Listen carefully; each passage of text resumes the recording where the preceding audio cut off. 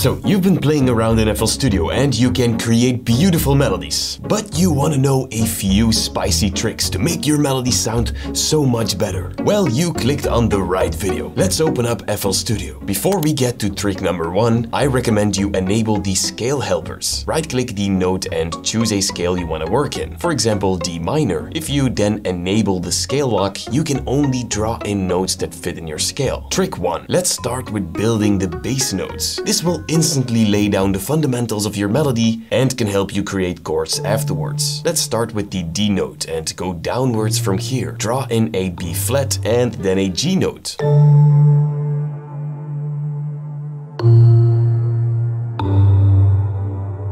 There we go. Trick number 2. We're gonna build some very simple chords on top. Lay down another D but 1 octave higher. Now, to build a chord, we're gonna skip 1 note in the scale like that. Do that 1 more time and there you go. You've got yourself a chord.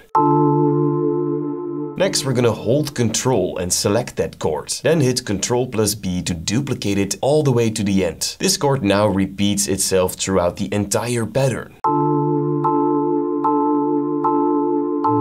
This is already a dark and repetitive pattern, but of course we need to make it sound less boring. To do that, go to the second part of your melody and select the top notes. Then press Shift and arrow up to move them half a step up. These will instantly give a dark feeling to your melody.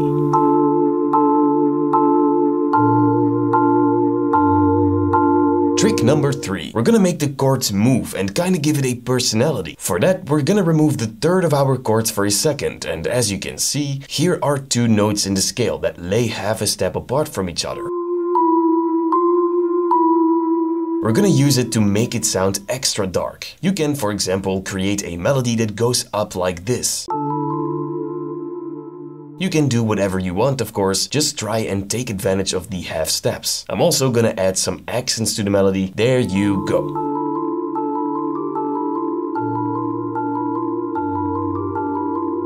For the second part, I want to create a slightly stronger sound to the chords, and to do that, duplicate the root notes we created at the start and drag them 1 octave higher. That already sounds really cool.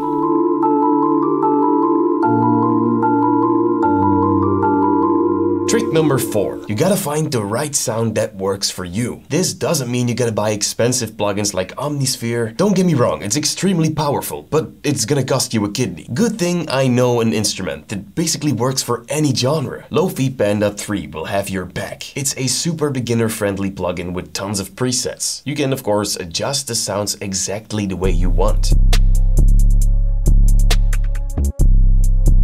The sounds of this instrument are super unique, and just by hearing them, it sparks new ideas instantly. I'll leave a link for you guys down below. Trick number 5. Keeping it interesting. So next we're gonna duplicate what we created, but we're not just gonna leave it like that. The first thing you can do is add a little bit of rhythm to the notes we duplicated recently. Nice. Now, next up, I want to add some more elements on top of the second part. The most powerful note in our case is the D note, so simply lay 1 down on top of everything. Then all you need to do is create a simple up-down counter melody, and that's all to it. Just play around and do what sounds right for you. There you go.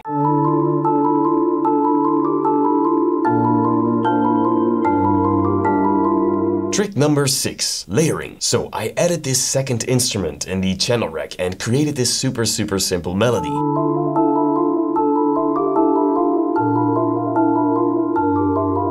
These are just accents, but can really blow some life into it. Besides this melody, I also added a dark piano to add some more power.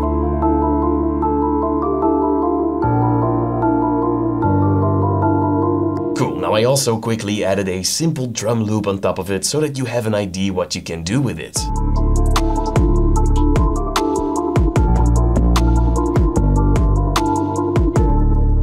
Next, you want to learn how to mix your sound in the next lesson. Thank you guys so much for watching.